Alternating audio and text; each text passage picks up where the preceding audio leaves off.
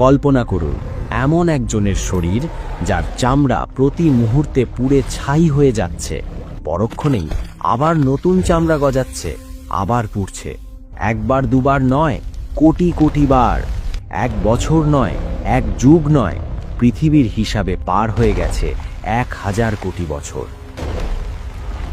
হে আমাদের রব, আমাদের এখান থেকে একবার বের করুন, আমাদের দুনিয়ায় পাঠিয়ে দিন।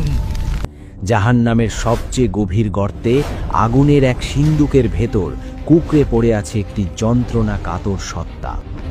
তার চেহারা বিকৃত, চোখগুলো গলে বেরিয়ে আসছে, সারা শরীরে আগুনের পোকাগুলো কিলবিল করছে।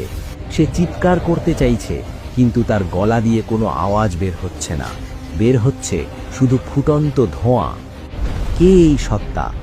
এ আর কেউ নয়, এ হলো সেই অভিশপ্ত ইবলিস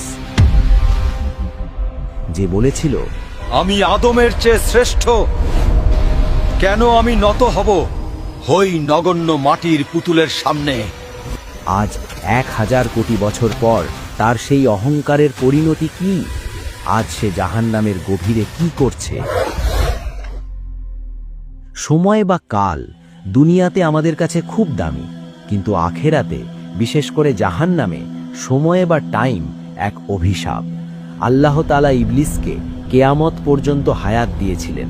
সে তার হায়াত শেষ করেছে পাপ আর ধোঁকা দিয়ে, কিন্তু বিচারের দিন শেষ হওয়ার পর যখন অনন্তকাল শুরু হলো, তখন থেকে শুরু হলো তার আসল লাঞ্ছনা। আজ আমরা ইতিহাসের পাতা আর হাদিসের ইঙ্গিত থেকে এমন এক দৃশ্য আঁকব যা দেখলে আপনার রক্ত হিম হয়ে যাবে।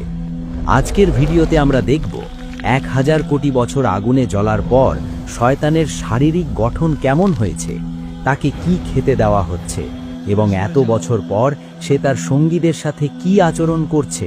দূরে সরে যাও।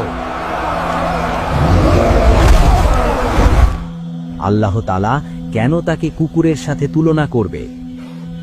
আর কি বা হবে তার শেষ ভাষণ? জাহান্নামের স্তরগুলোর মধ্যে সবচেয়ে ভয়াবহ স্তর হল হাবিয়া বা অতল গহ্বর।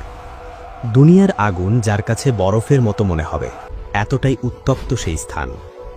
মুফাসসিরগণ বলেন, ইবলিসের শাস্তি হবে সবচেয়ে কঠিন, কারণ সেই সব পাপের মূল। 1000 কোটি বছর ধরে সে একটি বিশেষ শাস্তির মধ্যে আছে। কিছু বর্ণনায় পাওয়া যায় জাহান্নামের তলদেশে আগুনের তৈরি একটি বিশাল সিন্দুক বা কফিন আছে। ইবলিসকে সেই সিন্দুকের ভেতর ঢুকিয়ে তালাবদ্ধ করে দেওয়া হয়েছে। কেন জানেন? কারণ